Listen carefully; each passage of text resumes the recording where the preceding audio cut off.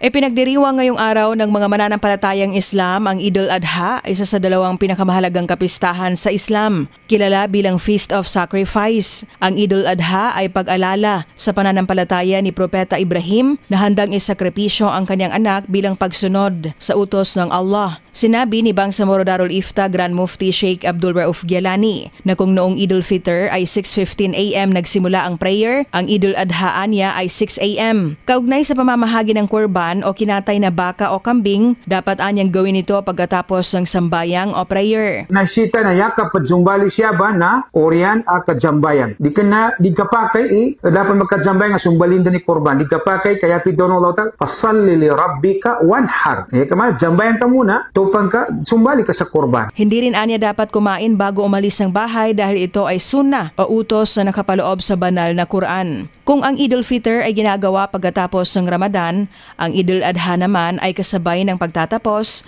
ng taunang Hajj pilgrimage sa Mecca, Saudi Arabia. Rufa Mokalid, NDBC, Bida Balita.